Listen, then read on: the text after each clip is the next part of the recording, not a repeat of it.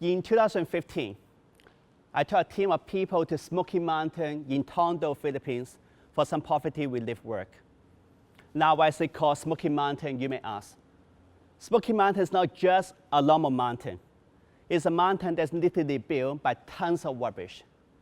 As a result of the strong heat in the Philippines, the flammable substance in the rubbish had caught on fire many times in the past, evolving large billows of smoke into the air. When I first arrived there, I was extremely uncomfortable with the strong and unpleasant smell of the rubbish. It felt like I was in a giant dumpster.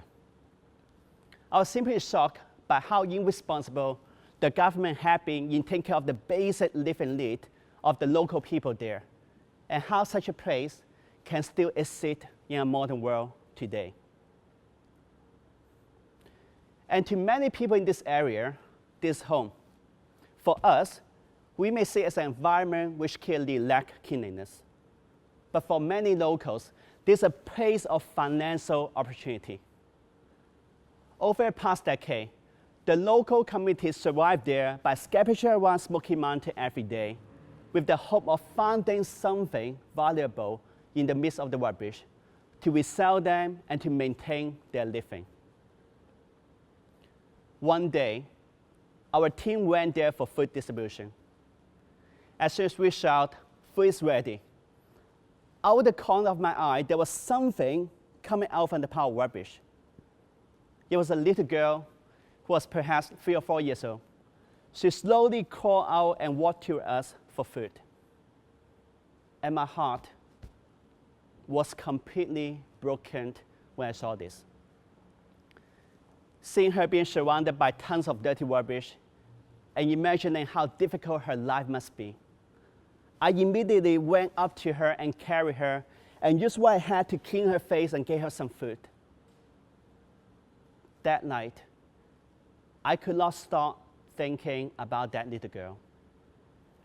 I kept asking myself repeatedly, what more can I do to get her out from that current situation she's in? After all, I cannot imagine her world would have any joy, happiness, or hope at all. So then I start to think, what are perhaps some of the resources that I can provide to get her out from that terrible environment? As such, the next day I communicate with the local leader all these ideas and plans that I have to help improve the community. However, with these suggestions, I have made one grave mistake. I held the assumption that these people do not in any way experience love or care. And I was wrong. To my surprise, the local leader told me that despite the hardship they were encountering, this seemingly hopeless environment was actually filled with a palpable sense of community. The locals looked after one another, allowing this place to flourish with the many genuine relationships they have formed.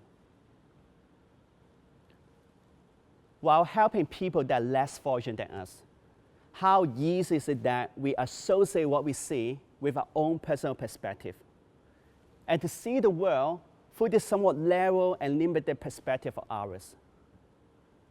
With the suggestion that I offered to that committee in the past, I realized that they missed the inclusion of the local people's feelings, the dream and the desire they hope to achieve for themselves.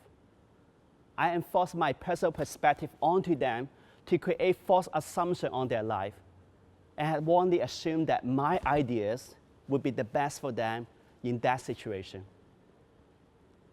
Therefore, in fact, good intention can sometimes lead to bad outcomes.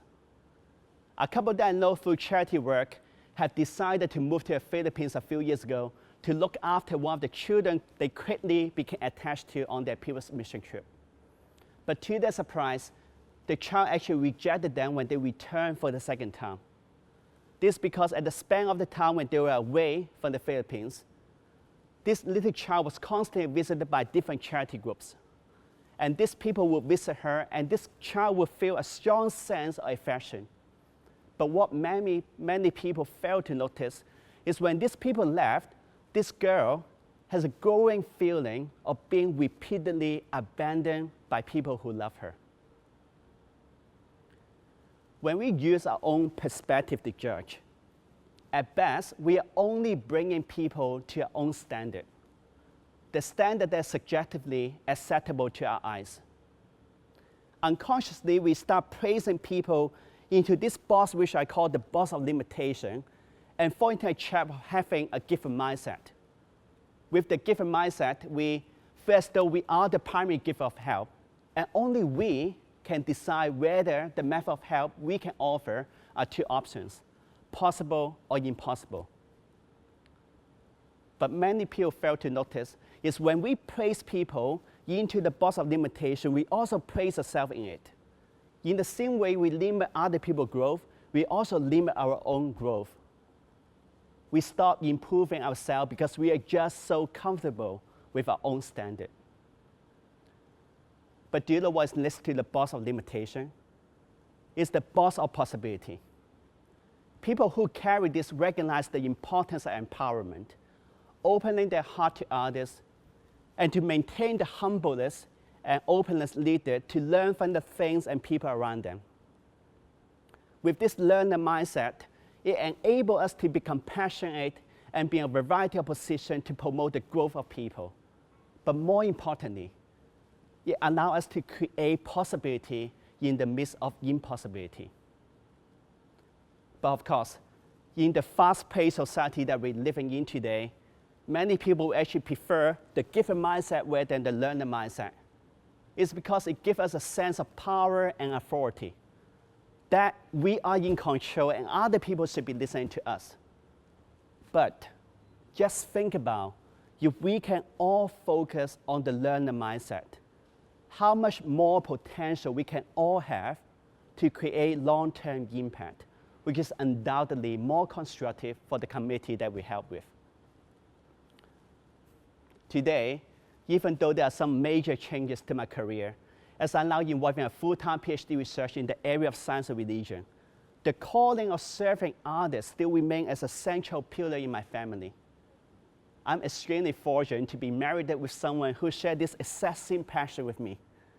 My wife, Zoe, she is a Christian missionary with Youth with a Mission, YWAM Gateway, a local organization that focuses on caring and taking care of the holistic needs of the communities here in Hong Kong. So together with my wife and our children, we continue to actively reach out to those in need and make a difference in our communities and beyond. With the communities that I oversee, we focus on building interdependent relationships with the locals. After all, they are the only one who can make consistent contribution to their communities while we are miles away in Hong Kong. We focus on the learner mindset to understand the situation from their perspective and to partner with them in ways that are suitable to their own unique circumstances. We regularly check on how they're doing to support and encourage them to continue. And this allows much more long-lasting and sustainable impact to the communities that we help.